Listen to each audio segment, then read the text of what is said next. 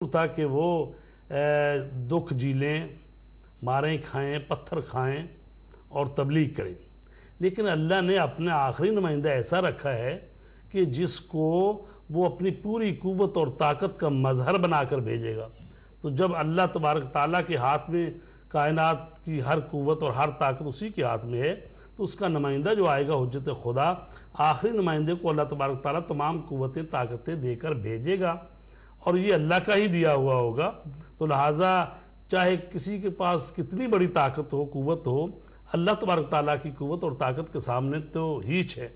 تو جب آخری نمائندہ آئے گا، اور اس نمائندے کو بھیجا ہی اس لیے جائے گا کہ ابھی تک جتنے نمائندے اللہ کے آئے ہیں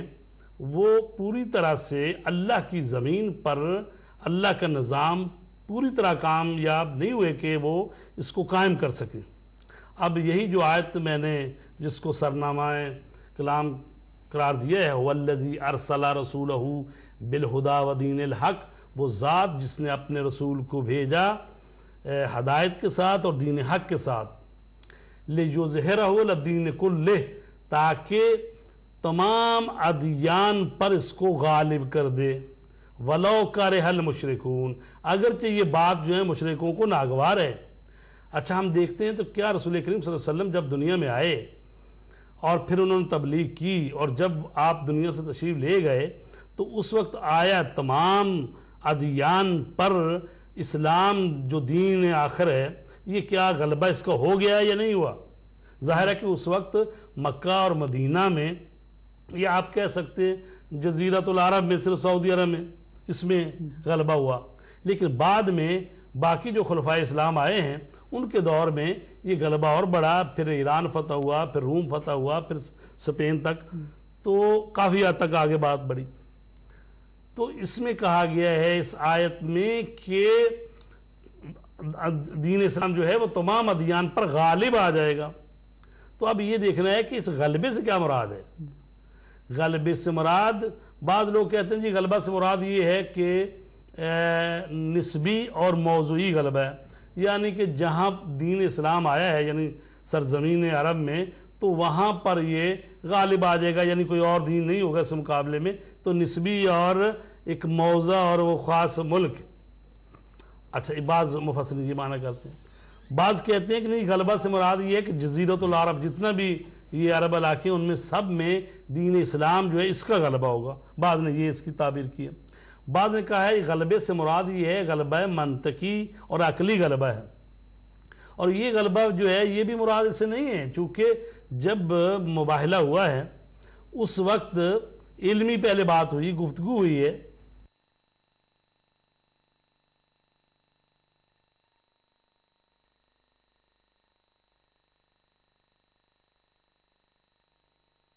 نائب امام کا نہ بھی ہوتا تو بھی چونکہ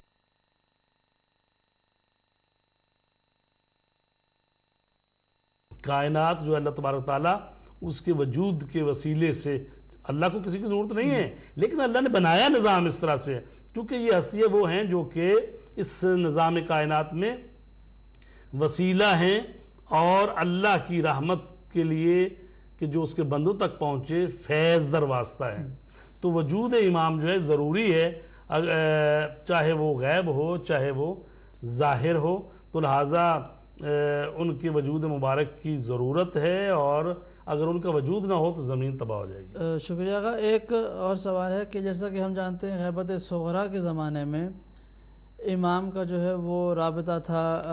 اپنے نواب اربا کے ساتھ، ان سے امام ملاقات کرتے تھے اور ان کو احکامات جاری کرتے تھے۔ غیبت کبریٰ کے یہ جو زمانہ ہے، اتنا طویل زمانہ ہے، غیبت صغریٰ میں ایک مثال کے طور پر اگر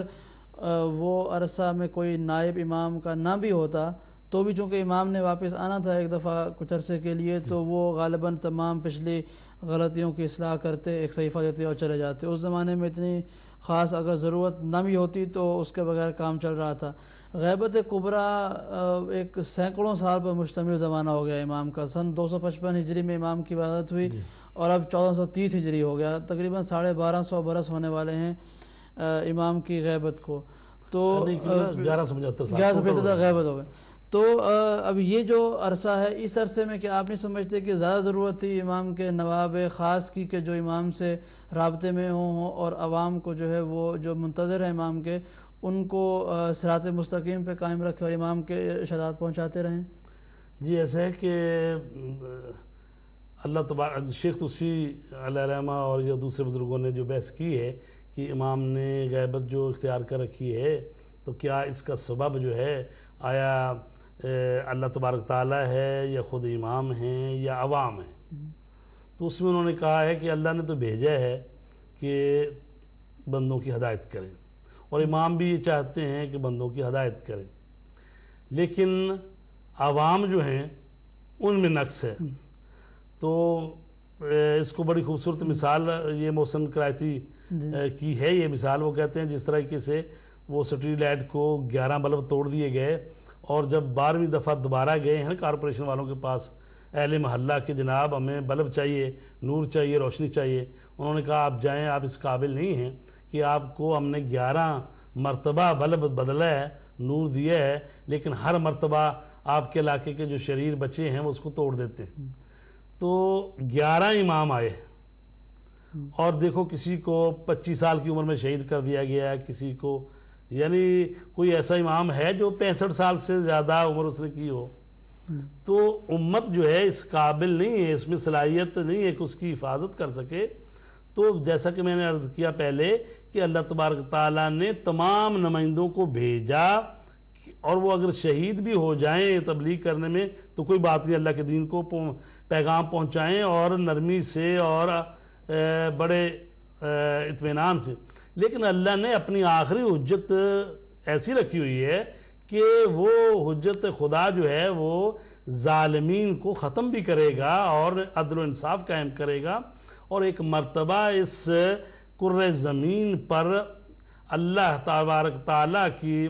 جو حکومت الہیہ ہے اس کی حقیقی تصویر وہ جو ہے اس کو قائم وہ کریں گے۔ لیکن یہ ہے کہ انہوں نے فرمایا کہ میری جو نیابت خصوصی ہے وہ تو ختم ہو گئی ہے، اور اب اس کے بعد جو ہے اعلان نہ کریں کسی کا۔ اور ان سے پہلے ان کے والد گرامی نے بھی، حضرت امام حسن عسکری علیہ السلام نے بھی وہ صفات مقرر کی ہوئی ہیں کہ جو فقیہ ہو اور سائنا لنفسہ ہی، حافظا لدین ہی، مطیعا لامر مولا ہو، فللعوام یقلدو ہو۔ تو یہ جو صفات پائی جاتی ہیں علماء میں، ایسے فقیہ اور عالم ہوں تو وہ جو خلا کو پر کر رہے ہیں تبلیغی انداز میں، لیکن از نظر وجودی تو وہ وجود رکھتے ہیں، موجود ہیں۔ غیب کا مطلب یہ نہیں ہوتا کہ اصلا ہے نہیں، غیب کا مطلب ہے وجود ہے لیکن ہم سے پوشیدہ ہے۔ تو لہٰذا ان کی برکات اور فیض جو ہے پہنچ رہا ہے۔ اگر ایک مسئلہ ایسا ہو کہ جس پر سارے ہی مجتہد غلطی کرنے لگیں تو پھر امام جو ہیں وہ اصلاح کر دیتے ہیں کسی طریقے سے بھی، وہ خود جب بہتر جانتے ہیں کیسے کرنی ہے۔ تو لہٰذا وہ تمام امت کو غلطی پر جمع نہیں ہونے دیتے بلکہ ان کی اصلاح کر دیتے ہیں، اور یہی ابھی تک یعنی وہ سمجھتے ہیں کہ بہتر ہے جب اللہ کا حکم ہوگا ظہور کریں گے۔ یہاں پر یہ آپ نے خود یہ مولانا موضوع چھیڑ دیا۔ اگر مثال کے طور پر اس وقت ہمارے یہاں بہت ایک مناسب حد تک جو ہے وہ ایک نمبر موجود ہے مراجع اعظام کا، جو مراجع تقلید ہیں ان کے رسالہ عملیہ جن کے موجود ہیں، وہ ایک خاصا نمبر ہو چکا ہے، ان کا تعداد ہو چکا ہے۔ تو اور ہم جب مطالعہ کرتے ہیں تو ان میں سے اگرچہ 60 65 70% تقریباً ایک جیسے ہوتے ہیں، لیکن کہیں نہ کہیں اختلاف موجود ہے۔ تو اب اس میں یہ ہم نہیں کہہ سکتے کہ بھئی کون سا مجتہد جو ہے وہ حق پر ہے اور کس کی تحقیق غلط ہے۔ وہ اپنے تقوی، اپنے علم، اپنے اس کمالات جو بھی ان کے پاس ہے اس کے مطابق وہ صحیح استنباط کرتے ہیں اور جواب دیتے ہیں۔ لیکن اگر ایک شخص ایسا ہے کہ وہ ایک ایسے مجتہد کی تقلید کر رہا ہے کہ جس کے نزدیک مثال کے طور پر 2 اور 2 11 ہوتے ہیں، ایک جو ہے وہ یہ کہہ رہا ہے کہ 2 اور 2 4 ہوتے ہیں، اور بظاہر ایسا ہے کہ چونکہ ہم لا علم ہیں، ہم دونوں کو صحیح سمجھتے ہیں، اور یقیناً ان میں سے ایک صحیح ہے اور ایک کی تحقیق ابھی اپنے کمال پہ نہیں پہنچی ہے۔ تو کیا ایک